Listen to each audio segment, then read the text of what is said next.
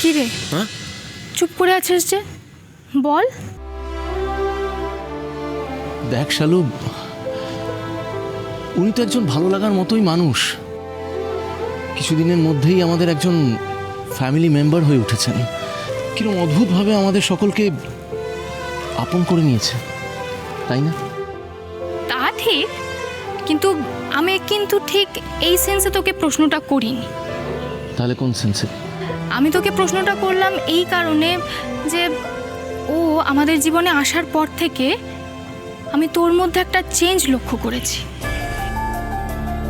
আর আমি আরও বেশি অবাক হয়েছিলাম যখন তুই ওকে অনুশ্রী নামটা দিলি।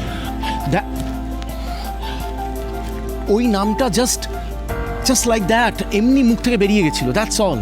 না, হ্যাঁ, এইটা কিন্তু আমি মানতে পারলাম না। প্লিজ।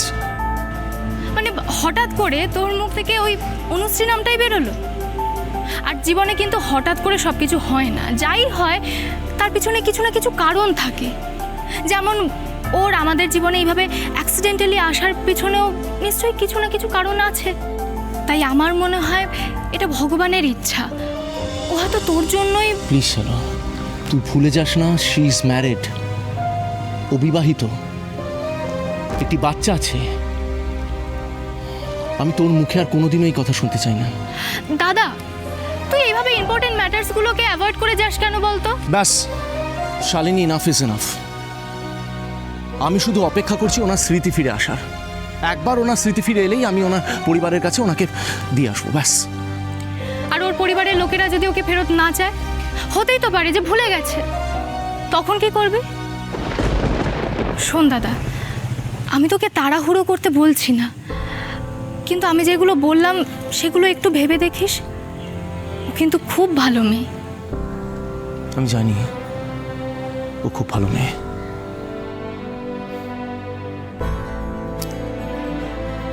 দেখ, আমি ওনার ভালোই চাই। আসি, ভালো থাকিস। আমার তো আবার ফ্লাইটের সময় হয়ে গেল।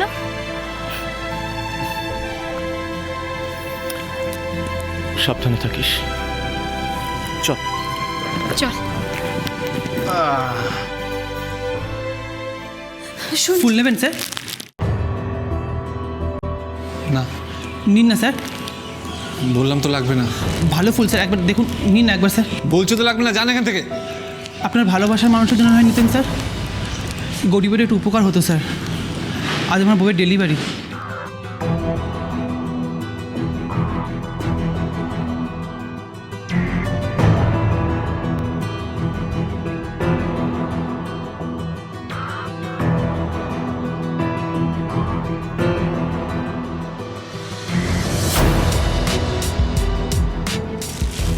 স্যার, ফুলটা।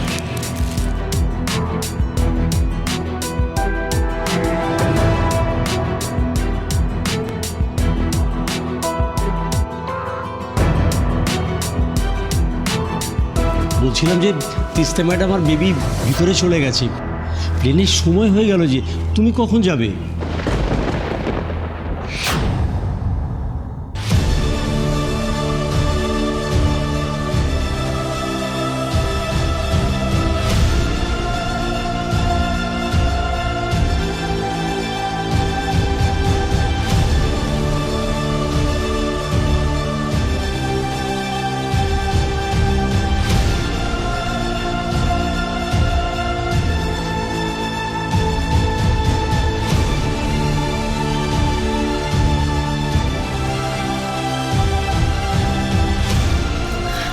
আমি চিনি,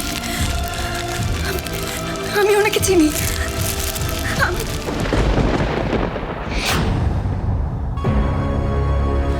কোথায় গেলেন উনি? কোথায় চলে? দাঁড়ান, শুনছেন? একটু দাঁড়ান না, শুনছেন?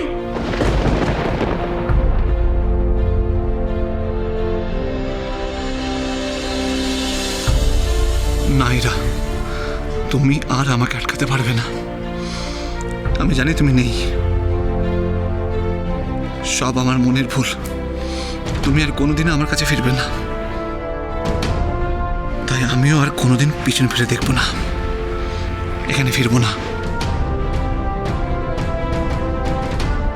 শুনছেন শুনছেন, দাঁড়ান দাঁড়ান, কোথায় যাচ্ছেন আপনি? ওই যে ভদ্রলোক চলে গেলেন, এই একটু ডাকুন না ওনাকে, একবার ডাকুন। অনুশ্রী, কি হয়েছে কি? কাকে ডাকছেন আপনি? আমি ওই ভদ্রলোককে চিনি, ওই ভদ্রলোক চলে গেলেন, আমি ওনাকে sorry sorry, I am really sorry. এদিকে আসুন, এদিকে আসুন, প্লিজ প্লিজ এদিকে আসুন। এইখানে আপনি কাউকে চিনবেন কি করে? This is an airport. না আমি চিনি, আমি চিনি ওই ভদ্রলোককে, আমি ওনার নামটা মনে করতে পারছি না, ওনার সাথে আমার কি সম্পর্ক মনে পড়ছে না, কিন্তু আমি চিনি ওনাকে। ঠিক আছে ঠিক আছে, আমি দেখছি, আপনি এদিকে আসুন।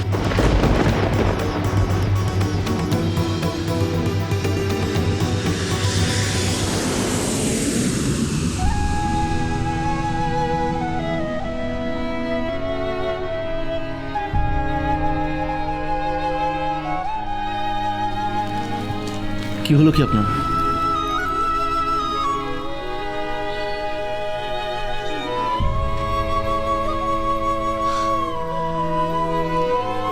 শালুর জন্য মন খারাপ করছে? হ্যাঁ, আরে বাবা, শালু তো এই গেল, এই চলে আসবে, মন খারাপ করবেন না প্লিজ। আর এই ফুলগুলো কে দিল? আসবেন না, উনি আর আসবেন না।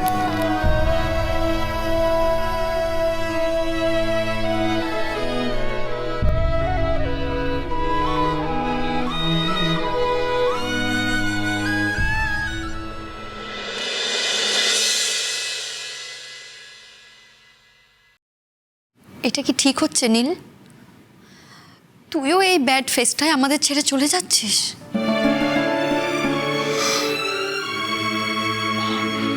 আমার লন্ডনে বিজনেস স্কুলে সিলেকশন হয়ে গেছে, আমি এখন কি করব? এই সুযোগটাও কি আমি ছেড়ে দেবো এখন? নীল, তুমি যা করছো হয়তো ভুল করছো না, ড্যাড, কিন্তু একটিবার আমাদের কথা ভাবলে পারতে। ড্যাড, আমি আমার কেরিয়ারের জন্য যাচ্ছি। ড্যাড, আমি তোমাকে কথা দিচ্ছি, আমি নিজের পায়ে দাঁড়িয়ে ঠিক তোমাদের কাছে ফিরে আসব। তোমার কাছে, স্যান্ডির কাছে, বড় মার কাছে, সবার কাছে ফিরে আসব। ডোন্ট ওয়ারি ড্যাড, আমি ব্রোয়ের মতো পালিয়ে যাব না। সারা জীবন তোমাদেরকে দেখবো আমি। ততদিন বাঁচলে হয়। Dad please. না ঠিক আছে, এখন বড় হয়েছো, নিজেদের ক্যারিয়ার তো নিজেদেরই তৈরি করে নিতে হবে। আমি আর তোমাদের আটকাবো না, যাও। বেস্ট অফ লাক নীল।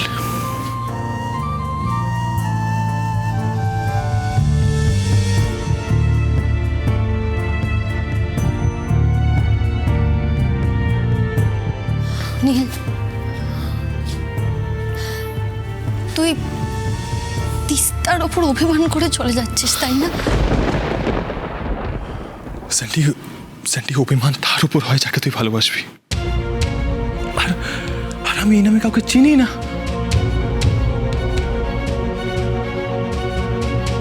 যাকে আমি আসছি, তুই ভালো থাকিস, টেক কেয়ার।